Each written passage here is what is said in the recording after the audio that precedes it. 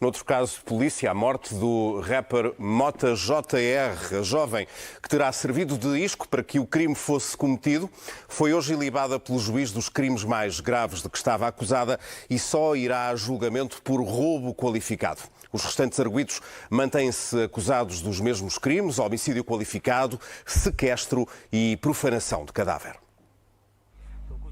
De uma possível condenação a 25 anos de cadeia para uma moldura penal que pode no máximo chegar aos 12 anos de prisão. A arguida, única mulher no rol de 4 acusados do homicídio do rapper Mota Júnior, conseguiu provar na fase de instrução que nada teve a ver com as agressões que provocaram a morte do músico.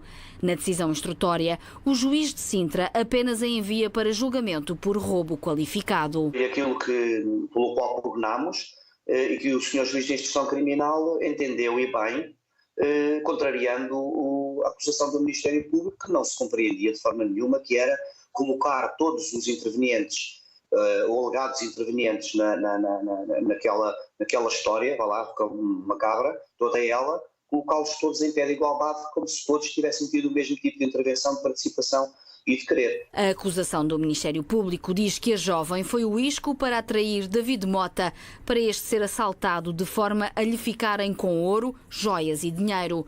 Por isso, considerava que era coautora de todos os crimes.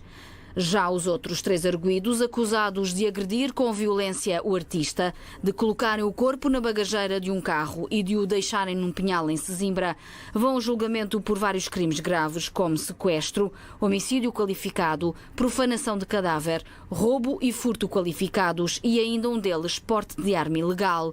Arriscam todos pena máxima. Permanecem em prisão preventiva. A arguida em domiciliária com pulseira eletrónica. Rapper Mota GR, é assim que era conhecido o seu nome artístico. Um dos arguidos, a única mulher acusada, pediu para não ser julgada pelo homicídio. Alega que não participou nas agressões. O Ministério Público diz que foi ela quem atraiu o músico para um encontro, para que depois os outros 3 homens efetuassem o roubo e que conduziu também à morte. Apenas teve um encontro com o rapper Mota Júnior e, como ele assegura, foi surpreendida no hall de entrada do prédio em São Marcos, Sintra, onde o cantor foi agredido, vindo depois a morrer. Esta é a alegação principal de Catarina Sanches, arguida no caso da morte de David Mota, que, tal como os outros 3 arguidos, está acusada de homicídio qualificado, sequestro, roubo na forma agravada e furto qualificado. A defesa requereu a abertura de instrução do processo para discutir a acusação, uma vez que o próprio Ministério Público não faz referência à arguida nos factos das agressões. Não teve qualquer envolvimento, participação, ação ou o que quer que seja, que é um homicídio de uma pessoa, ainda por cima numa forma agravada, como a acusação deduz. E, portanto, colocou a acusação, todos os 4 arguidos, no mesmo patamar, isto é, não distinguiu o que fez cada um deles, e por isso nós entendemos que, portanto, esta acusação não pode prosseguir desta forma, portanto, e por isso requeremos a não pronúncia da minha cliente relativamente ao homicídio. A acusação diz que Catarina Sanches foi o isco para que, no regresso a casa após um jantar com esta, o rapper fosse abordado pelos 3 homens com o objetivo de lhe roubarem joias, ouro e dinheiro que este ostentava nos vídeos das suas músicas. O Ministério Público diz que Catarina chegou a ser, tal como David Mota, ameaçada com arma de fogo. Depois da mulher fugir do local, os 3 homens agrediram o músico, provocando-lhe a morte.